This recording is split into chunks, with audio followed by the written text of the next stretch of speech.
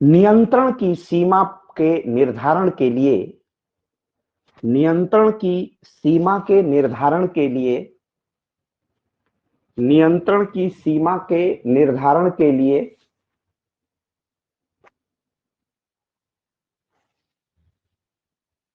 ग्रेक्यूनस ग्रेक्यूनस महोदय ने एक गणितीय सूत्र विकसित किया है। ग्रेक्यूसन महोदय ने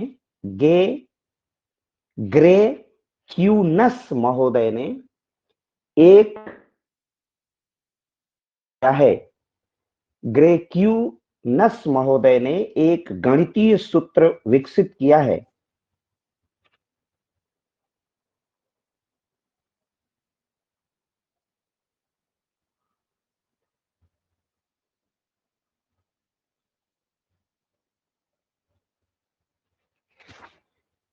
इस सूत्र के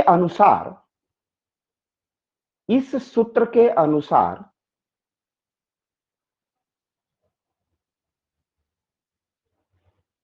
मात्र एक प्रशासनिक अधिकारी के मात्र एक प्रशासनिक अधिकारी के मात्र एक प्रशासनिक अधिकारी की अधीनता में मात्र एक प्रशासनिक अधिकारी की अधीनता में मात्र एक प्रशासनिक अधिकारी की अधीनता में मात्र एक प्रशासनिक अधिकारी की अधीनता में मात्र एक प्रशासनिक अधिकारी की अधीनता में मात्र एक प्रशासनिक अधिकारी की अधीनता में कितने कर्मचारी हो सकते हैं कितने कर्मचारी हो सकते हैं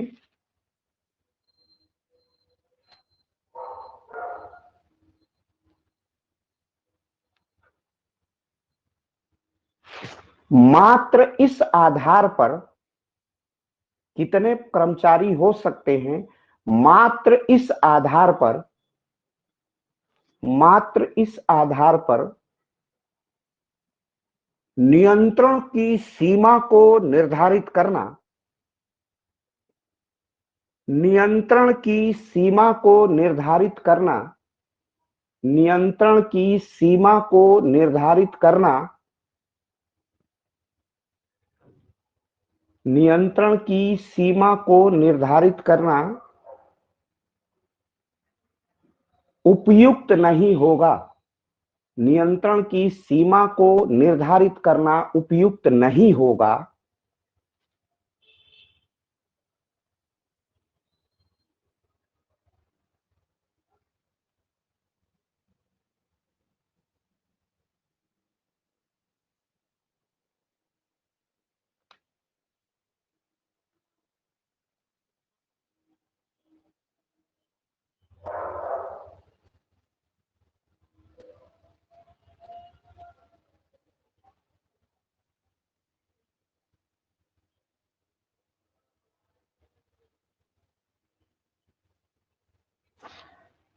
इसके विपरीत आपने क्या लिखा है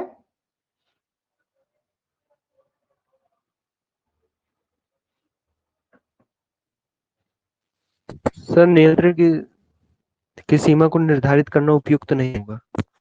हाँ, अगला लिख लीजिए नियंत्रण की सीमा को निर्धारित करने के लिए गुणात्मक मात्रात्मक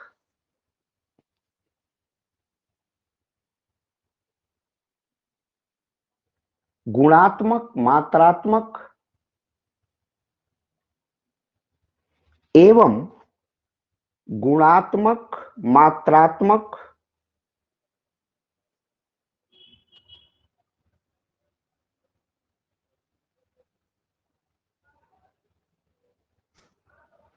एवं समूह से गुणात्मक मात्रात्मक एवं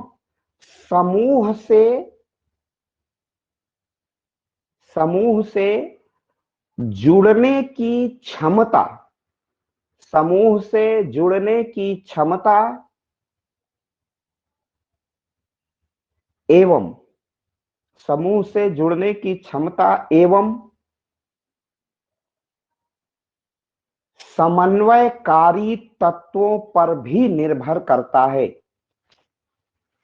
समूह से जुड़ने की क्षमता एवं समन्वयकारी तत्वों पर भी निर्भर करता है।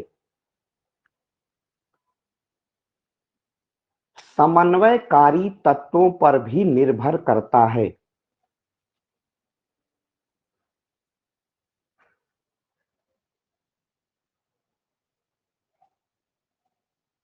इस प्रकार एक प्रशासनिक अधिकारी के अधीन इस प्रशासनिक अधिकारी के अधीन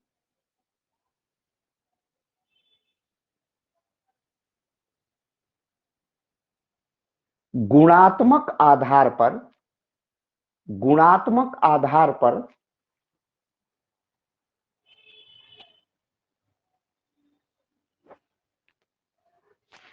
गुणात्मक आधार पर संबंधों की संख्या में, यहां संबंध प्रशासनिक अधिकारी और कर्मचारी का है, प्रशासनिक संबंधों की संख्या में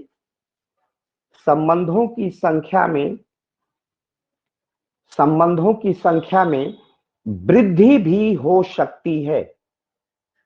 संबंधों की संख्या में वृद्धि भी हो सकती है। संबंधों की संख्या में वृद्धि भी हो सकती है।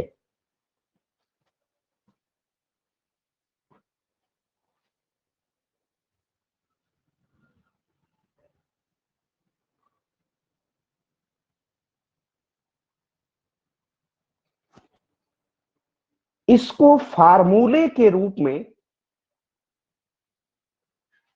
इसको फार्मूले के रूप में इसको फार्मूले के रूप में उद्धृत करते हुए इसको फार्मूले के रूप में उद्धृत करते हुए इसको फार्मूले के रूप में उद्धृत करते हुए ग्रे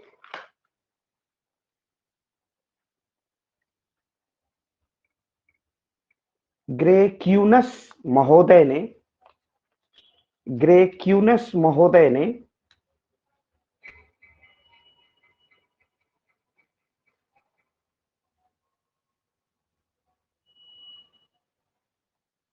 ग्रेक्यूनस महोदय ने एक बड़ा कोष्ठ बना लीजिए, एन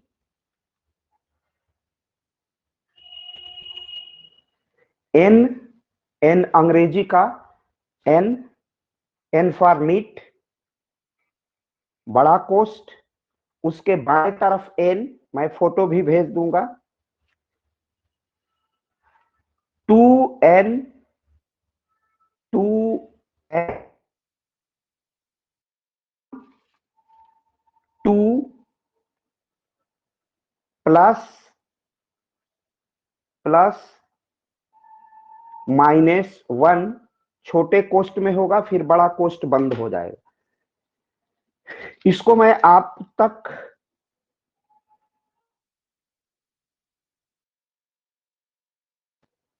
पीडीएफ ग्रुप में डाल दे रहा हूं।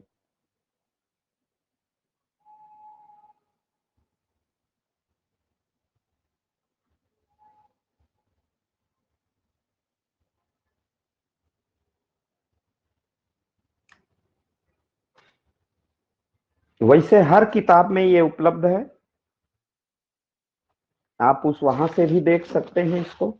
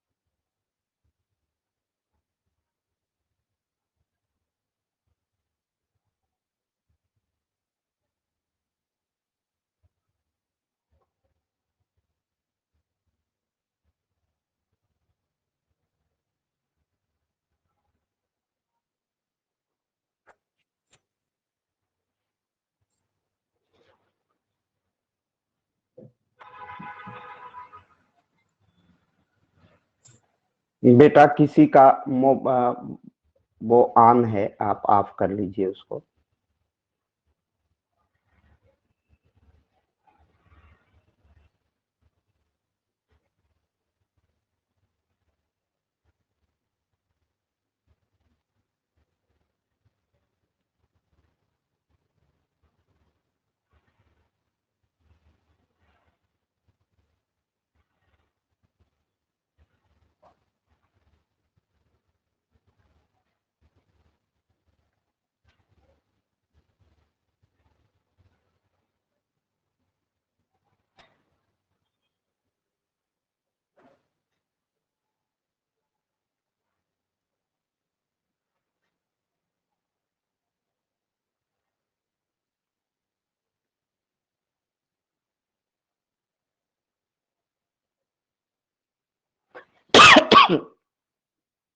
ये पीडीएफ ग्रुप में गया फार्मूले का चित्र, आप उसे देख सकते हैं वहां से।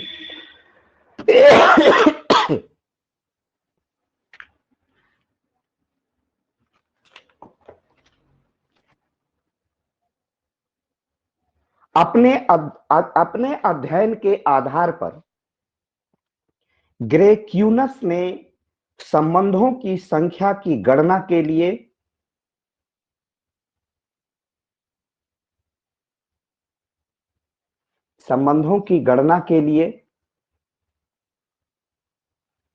जो गणितीय सूत्र विकसित किया है,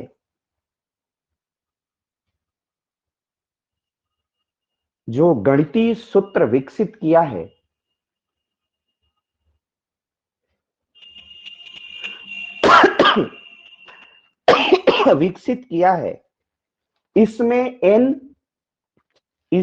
n का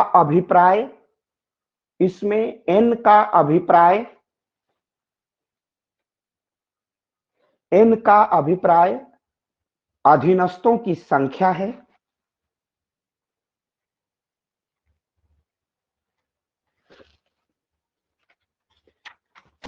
n का अभिप्राय अधीनस्थों की संख्या है।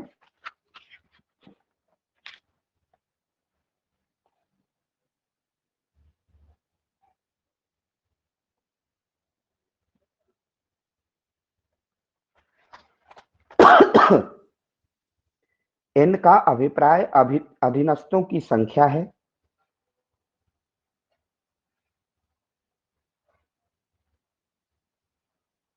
इस गणितीय सूत्र में इस गणितीय सूत्र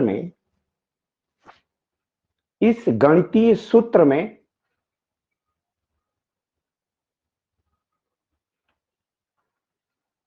संगठन पर यह निर्भर करता है कि उसमें किस प्रकार के संबंधों की रचना हो रही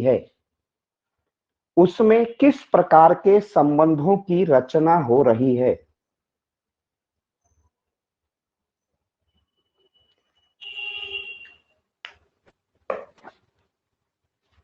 इस स्थल पर यह उल्लेखनीय है इस स्थल पर यह उल्लेखनीय है इस स्थल पर यह उल्लेखनीय है इस स्थल पर यह उल्लेखनीय है कि यहां पर संबंधों की संख्या का आशय इस स्थल पर यह उल्लेखनीय है कि यहां संबंधों का आशय यहां संबंधों का आशय प्रशासनिक अधिकारी एवं प्रशासनिक अधिकारी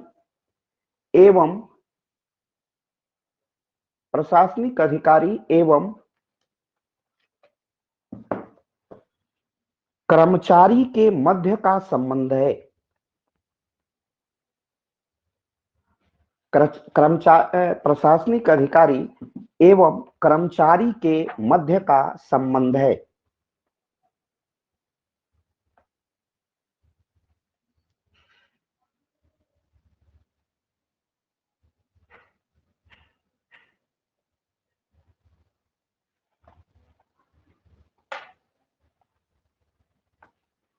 ग्रेक्यूसन महोदय के इस गणितीय सूत्र में ग्रेक्यूनस महोदय के इस गणितीय सूत्र में संगठन की संरचना में परिवर्तन होने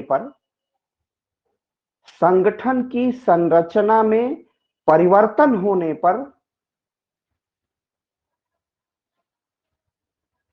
अधीनस्थों की संख्या बढ़ या घट सकती है।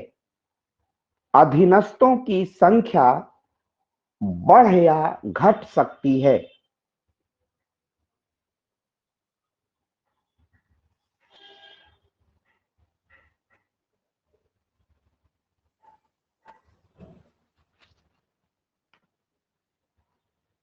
अधीनस्थों की संख्या घट या बढ़ सकती है।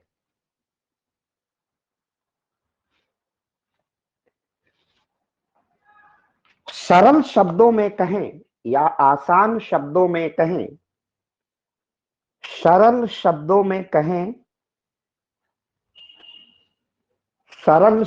में कहें तो संगठन के आकार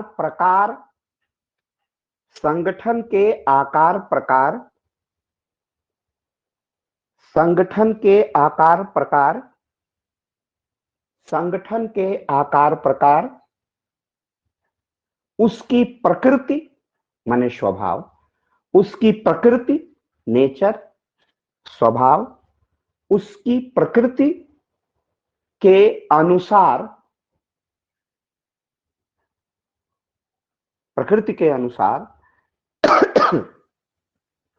प्रशासनिक अधिकारी एवं कर्मचारियों के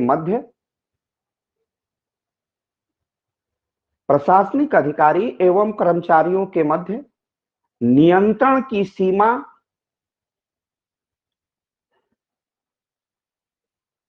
बढ़ भी सकती है और घट भी सकती है। बढ़ भी सकती है और घट भी सकती है। नियंत्रण की सीमा बढ़ भी सकती है और घट भी सकती है।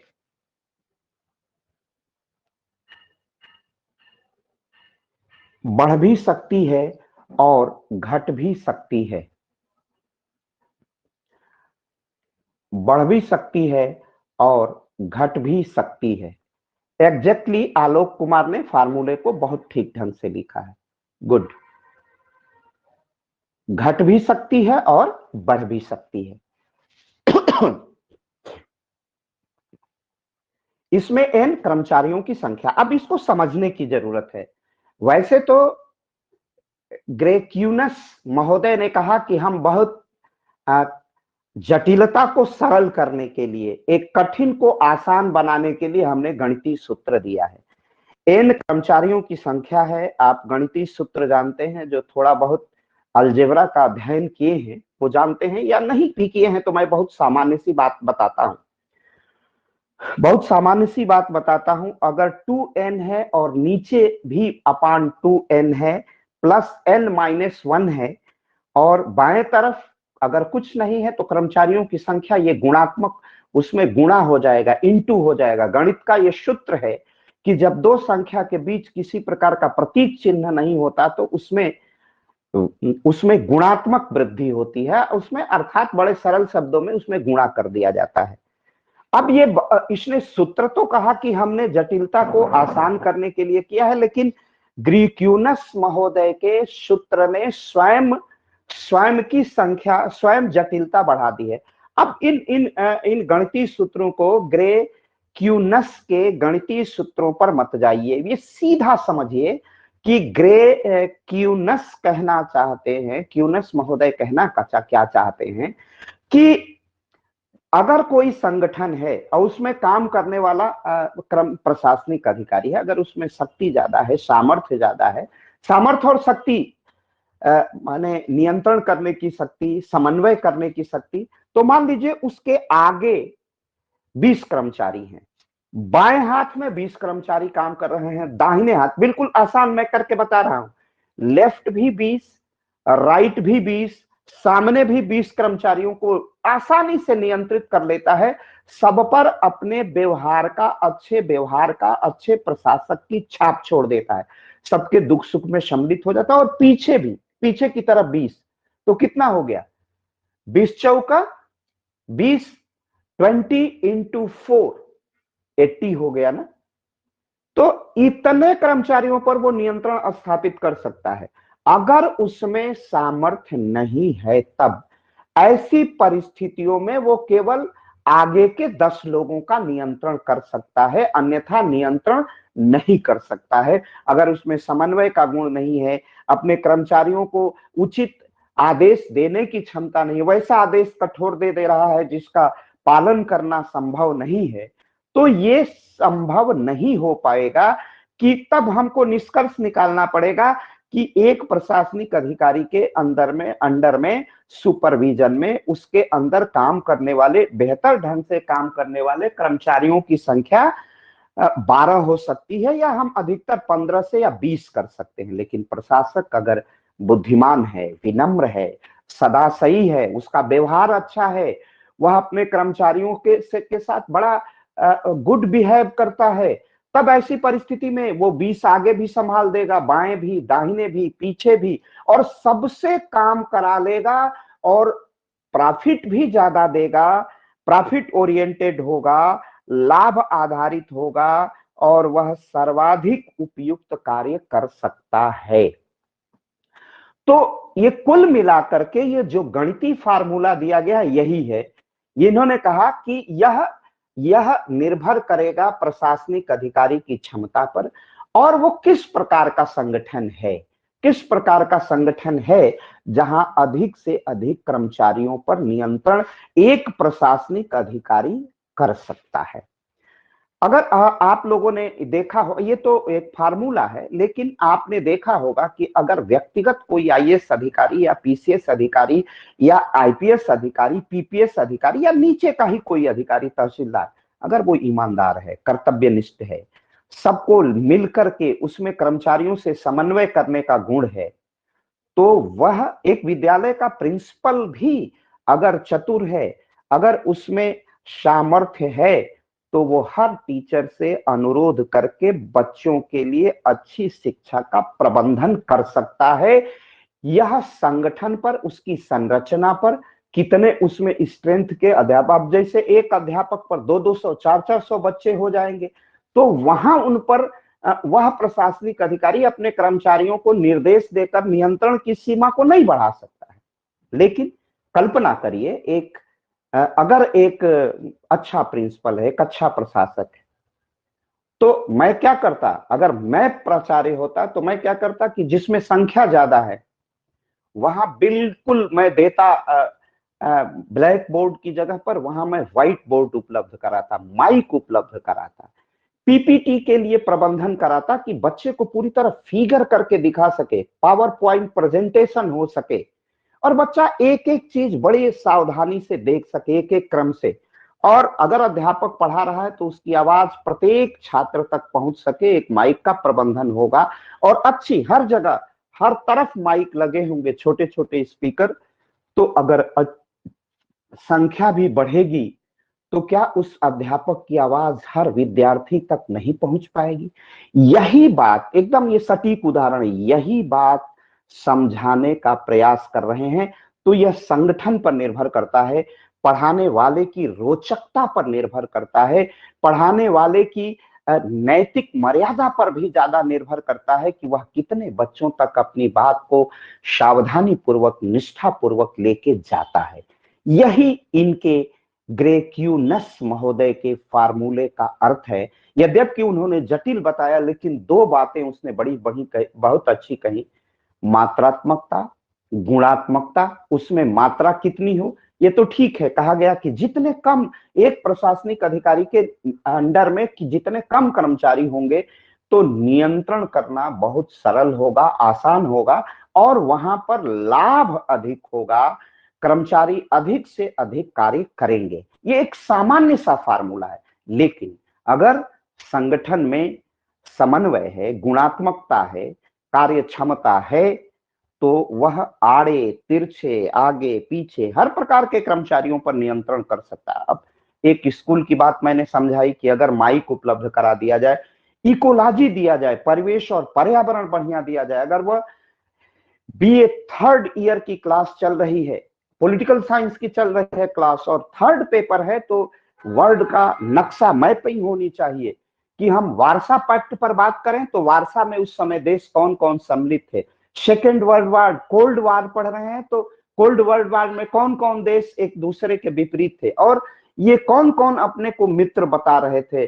कम्युनिस्ट कंट्रीज में के रूस के बैनर तले कितने लोग थे और अमेरिका के बैनर तले, यूनाइटेड स्टेट ऑफ अमेरिका के बैनर तले कितनी कंट्रीज थी। हमें यूएन दिखाना है, हमें खाड़ी देशों की दिखाना है, हमें युद्ध दिखाना है, तो हम नक्शे से विश्व के मानचित्र पर वहां हम एक उससे या हाइलाइटर से या जिस तरह हम आधुनिक यंत्रों का प्रयोग करके हम लेजर लाइट से दिखा सकें, इस तरह का अगर प्रबंधन होगा तो वो क्लास 200 की जगह पर 250 या 300 की भी होगी तो उसे अच्छे ढंग से समझ जाएगा। आज इलेक्ट्रॉनिक माध्यम से ये इस बच्चे ने भी उस फार्मूले को दिया, मैंने पीडीएफ बना के भेजा, मैंने बोला भी, लेकिन अब इन चीजों से एकदम फार्मूला क्लियर हो जाता है। इस बच्चे पढ़ के आए थे या देख लिए होंगे, फार्मूले को आपके स्क्रीन पर भी डाल दिए हैं तो इनका अर्थ समझ गया, कर्मचारी है।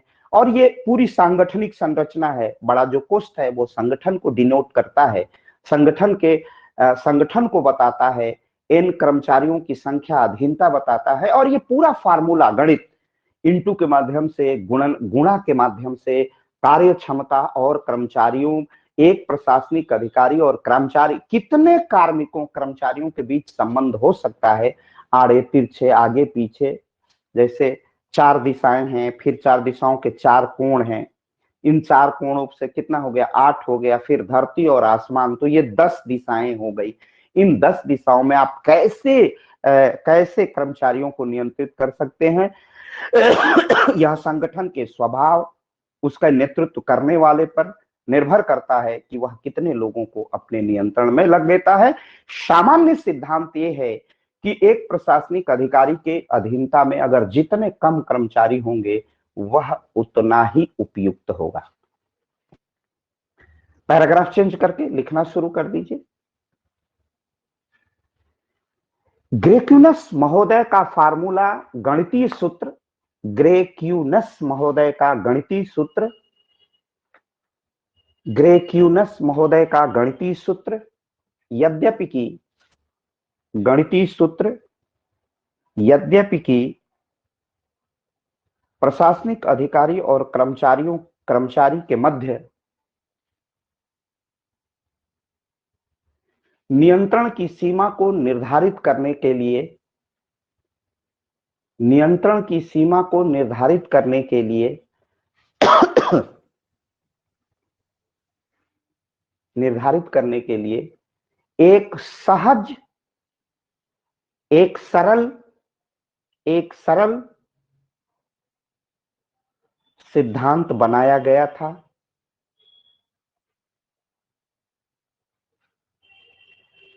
परंतु इस सिद्धांत की सबसे बड़ी कमी है, परंतु इस सिद्धांत की सबसे बड़ी कमी है कि यह सिद्धांत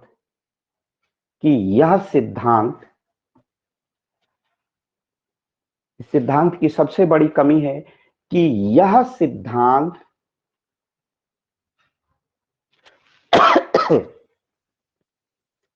यह सिद्धांत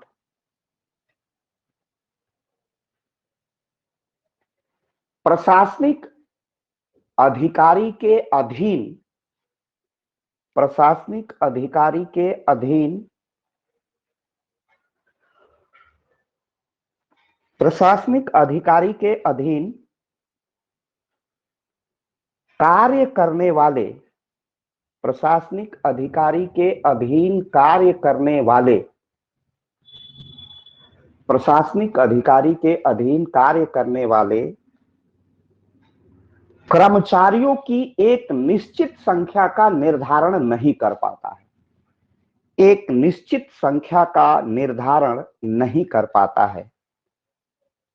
एक निश्चित संख्या का निर्धारण नहीं कर पाता है।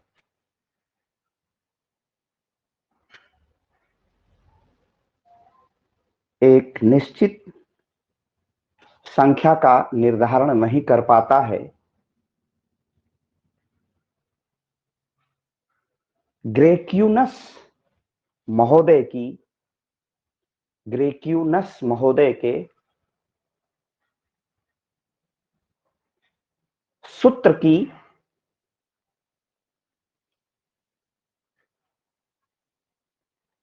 की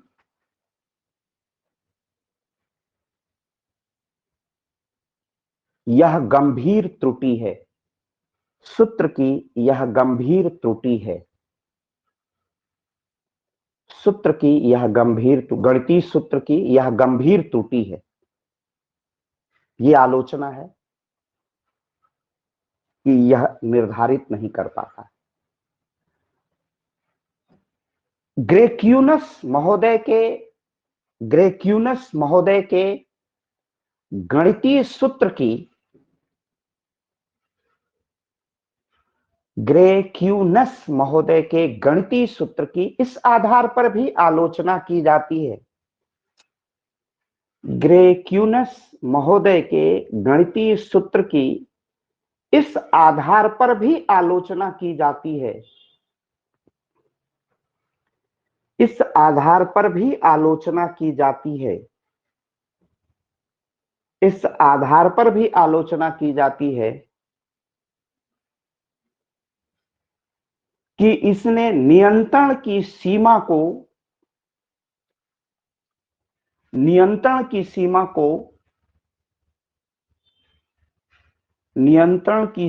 को सरल बनाने के स्थान पर नियंत्रण की सीमा को सरल बनाने के स्थान पर नियंत्रण की सीमा को सरल बनाने के स्थान पर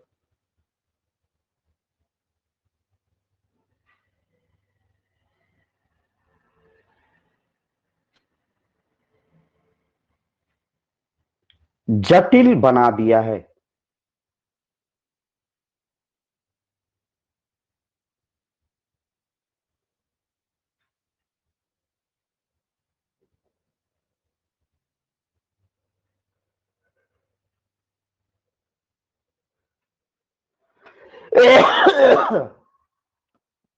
जटिल बना दिया है। पैराग्राफ चेंज करके ग्रेक्यूनस महोदय के नियंत्रण की सीमा के ग्रेक्यूनस महोदय के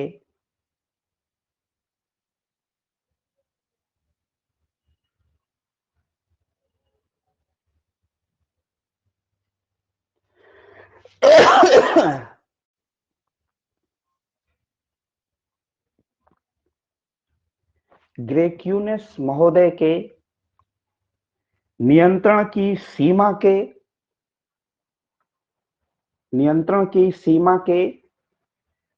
सिद्धांत एवं गणितीय सूत्र की आलोचना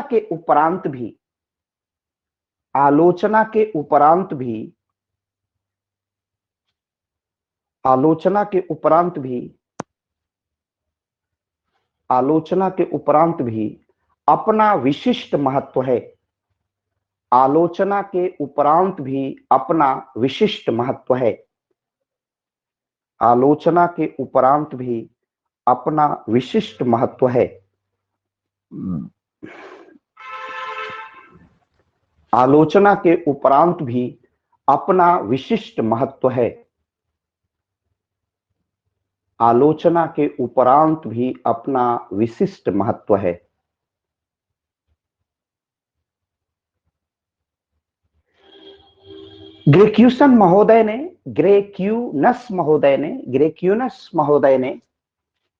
ग्रेक्यूनस महोदय ने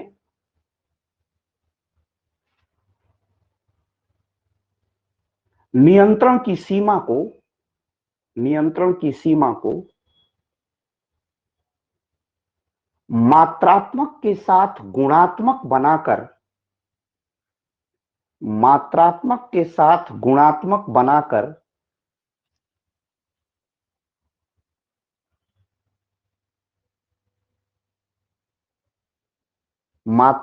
के स्थान पर मात्रात्मक के साथ गुणात्मक बनाकर, समझा देते हैं, मात्रात्मक के साथ गुणात्मक बनाकर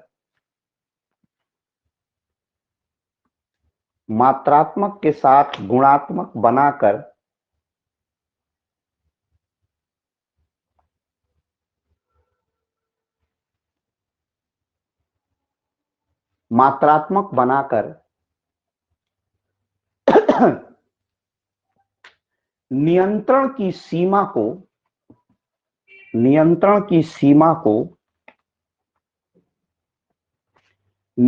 की सीमा को लगभग अपरिभाषित सा बना दिया है।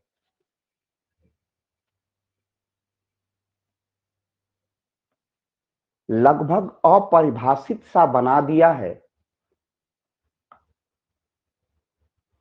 लगभग अपरिभाषित सा बना दिया है। परिणाम स्वरूप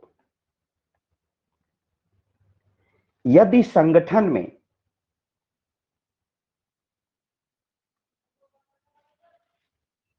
अनुशासन,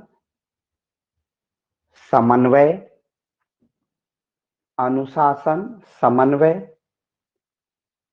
एवं कर्मचारियों में अनुशासन, समन्वय एवं कर्मचारियों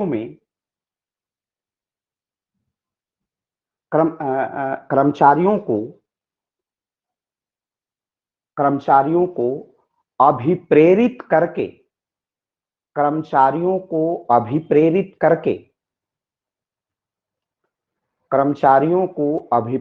करके नियंत्रण की सीमा को बढ़ाया जा सकता है।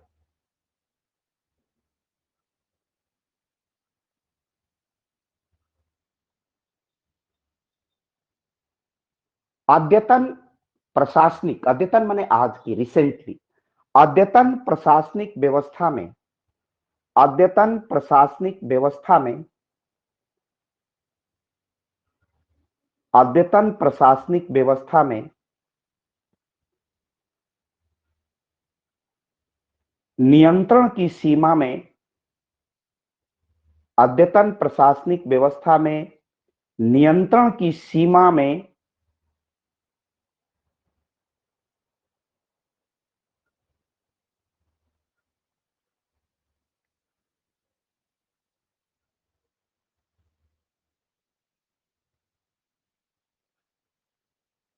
नियंत्रण की सीमा में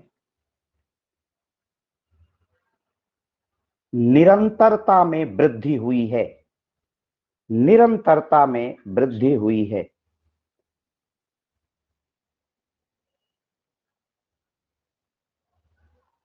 निरंतरता में वृद्धि हुई है।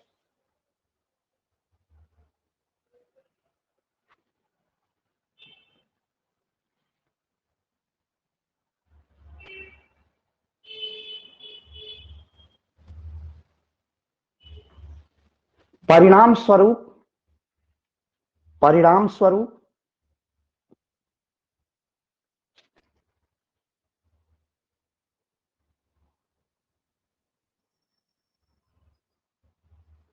परिणाम स्वरूप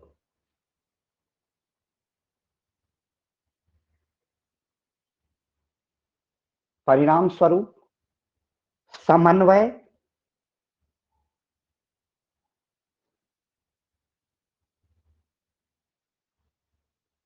कार्यकुशलता, परिणाम स्वरूप समन्वय, लिख लीजिए, मैं सब समझाता हूं। परिणाम स्वरूप समन्वय, कार्यकुशलता, समन्वय, कार्यकुशलता, उत्पादकता, कार्यक्षमता,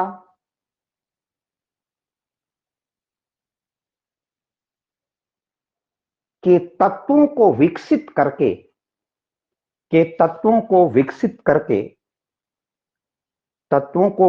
करके अर्थात लोक प्रशासन में इसे समाहित करके,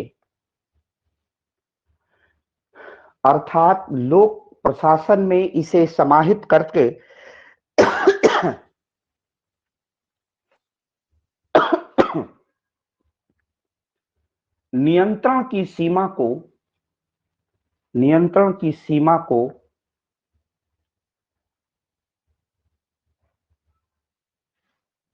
संतुलित किया जा सकता है।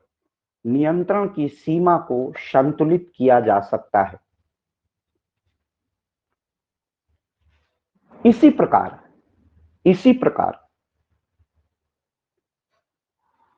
प्रकार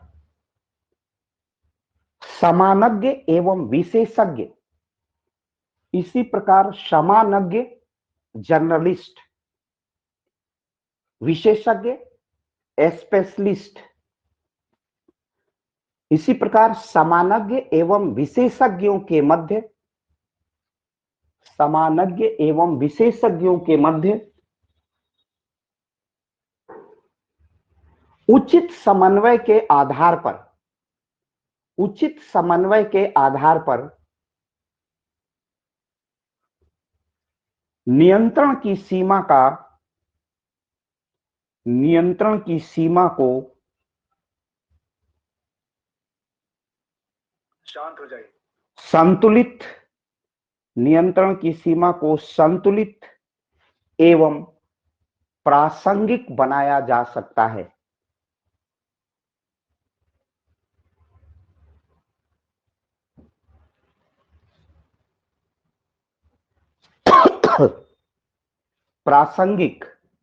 संतुलित एवं प्रासंगिक बनाया जा सकता है। यह प्रश्न नियंत्रण की सीमा पर पूरा होता है। अब इसको थोड़ा सा समझ लेते हैं।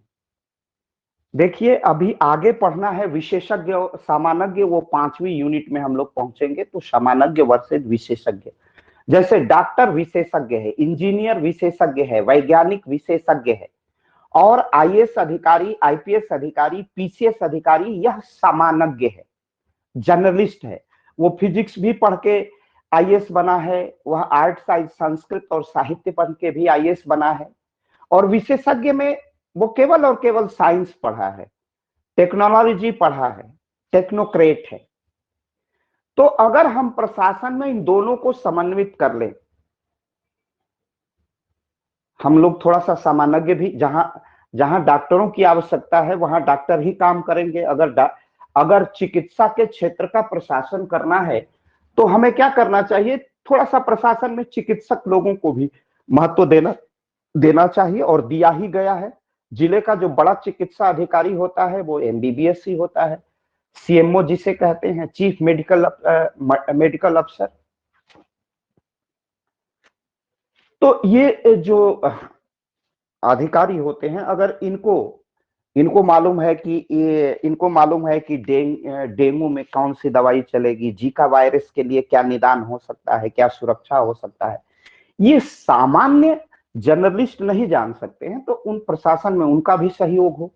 और लेकिन प्रशासक एक जर्नलिस्ट है, किस डॉक्टर का कहां ट्रांसफर होगा वो अच्छे ढंग से जानता है। एक डॉक्टर से अच्छे ढंग से, वो बहुत कुशल डॉक्टर को बहुत ग्रामीण क्षेत्रों में ड्यूटी लगा सकता है, आप जाओ वहां करो, वहां समस्या गंभीर है, तो वो अपने प्रशासन का उपयोग, वहां कार्यकुशलता, दक्षता, अपने जर्नलिस्ट होने के कि कौन सा बिलो पॉवर्टी लाइन का एरिया है, कहाँ ज्यादा बीमारी ज्यादा है, जैसे दिमागी बुखार, गोरखपुर, देवरिया, तो ऐसे विशेषज्ञों को वहां आईएएस अधिकारी, प्रशासनिक अधिकारी ही भेज सकते हैं। और वहां काम कौन करेंगे, इन्फेलेटाइटिस का प्रयोग, मेनिंजाइटिस का प्रयोग, जहां जहां जिन क्षेत्रों में जो समस्या है, जीका वायरस है, कोविड-19 है, उनका इलाज उन्हीं क्षेत्रों में उन्हीं विशेषज्ञों द्वारा किया जाएगा।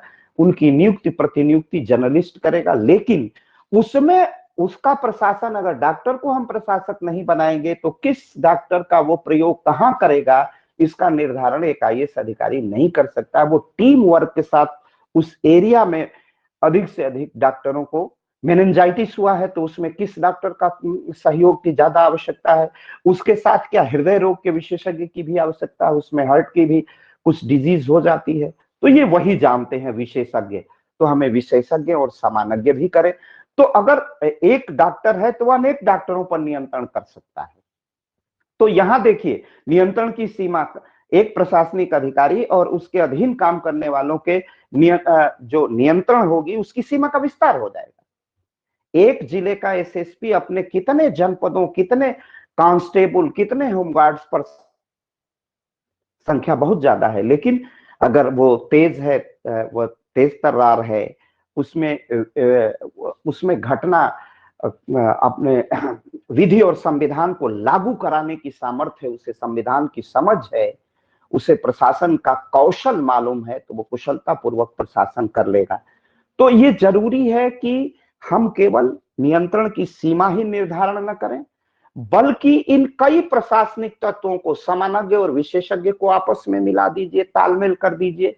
कर्मचारियों से अधिकारियों का अगर जितना ज्यादा समन्वय करने में अधिकारी सफल होगा, उतना ही अधिक प्रशासनिक समन्वय नियंत्रण की सीमा का निर्धारण होगा। अब हम लोगों की संख्या लगातार घटती जा रही है। अब मैं क्लास बंद करता हूं, यही समझाना था। आशा है आप सभी लोग